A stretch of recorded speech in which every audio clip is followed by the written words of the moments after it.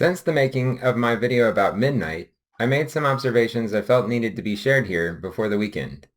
The first observation has to do with the simple fact that one of the very most important, I think the most important, verse pertaining to the Jewish menorah, the candelabrum, candlestick, however you want to call it, would be Revelation 4:5. This is the only verse in the Bible explicitly describing the heavenly antitype of the Jewish sanctuary candlestick. And the verse describes it as nothing less than the seven spirits of God. And out of the throne proceeded lightnings and thunderings and voices, and there were seven lamps of fire burning before the throne, which are the seven spirits of God. Did you notice the passage number? Chapter 4, verse 5. 4:5. In the last handful of videos I've posted, I've shared several amazing reasons why Christmas Day this year is so incredibly high watch for the rapture of the church. Here's another one, the first new observation I'd like to share here. On the modern civil Hebrew calendar observed in Israel today, December 25, 2025 is Tevet 5. Since Tevet is the fourth month of this calendar, the date is 4/5. What a perfect day for the center of the 2025 Menorah Watch season I've been talking about so much recently, wouldn't you say? Okay, so the next new observation I want to share, please be patient with this one as we need it for later. Everything is going to tie in by the end of this video. Okay, so on August 24, 2024, my wife had a remarkable experience. She was in bed, asleep, in the early morning hours, and was awakened by a pleasant song playing in her room that could not be explained by any device like a phone.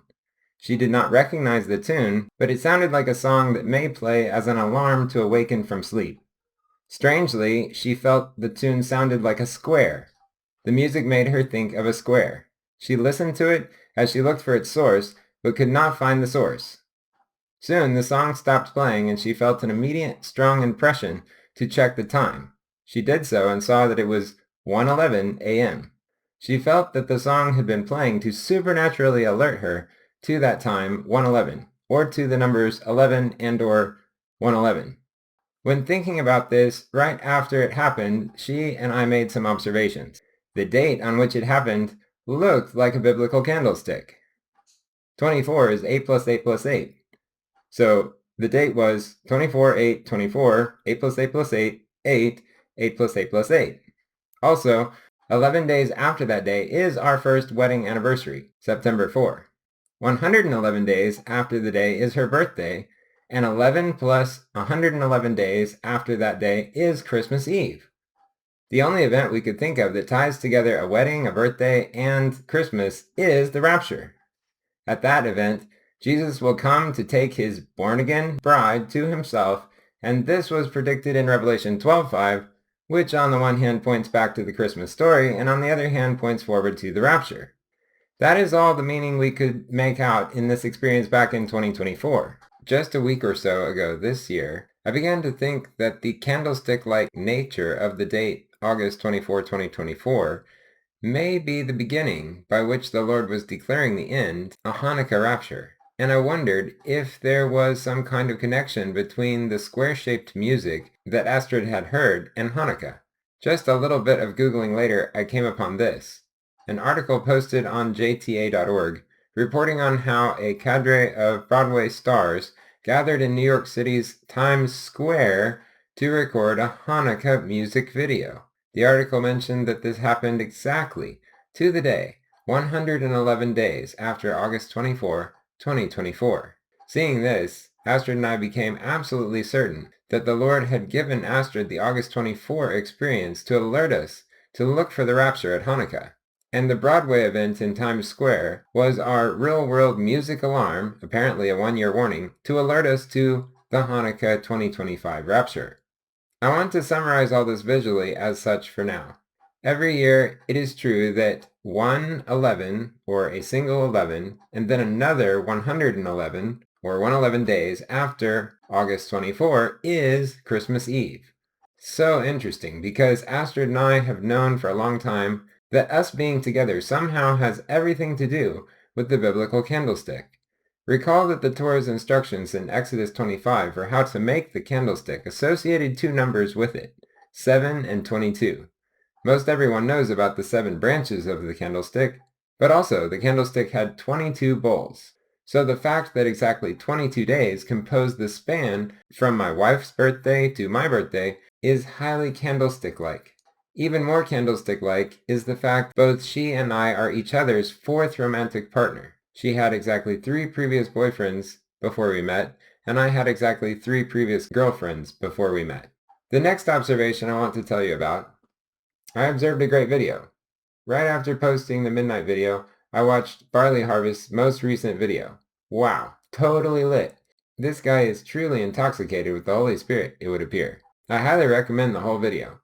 But for my purposes in this video, I'm going to just relate some facts he shares in it. Fact number 1. The 7th day of Hanukkah, as commonly reckoned, this year, is December 21. Fact number 2.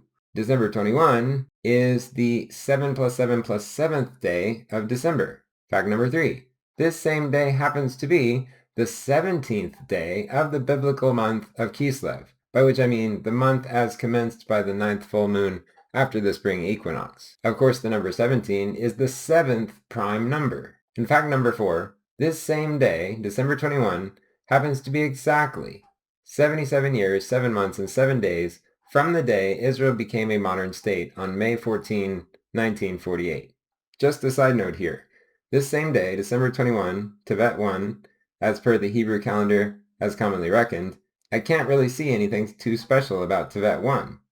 Yet December 21 this year is also the winter solstice, which occurs at exactly 1703 in Israel. And since Kislev is the 3rd month on the civil Hebrew calendar, the 17th could be written as the date 1703. Very special. Just another little confirmation of the full moon commencement reckoning of the biblical month. But to summarize the main point on this slide, December 21 is all about sevens in so many incredible ways that no doubt many will see this day as an incredibly high watch, and that's fine. Yet for me personally, I just can't imagine that my wife and I will get raptured on December 21, that day being just 3 days before our respective ages sum to exactly 77 years to the day. It's just too early for a rapture. When you are traveling down a road, you always see warning signs positioned before the hazards they describe.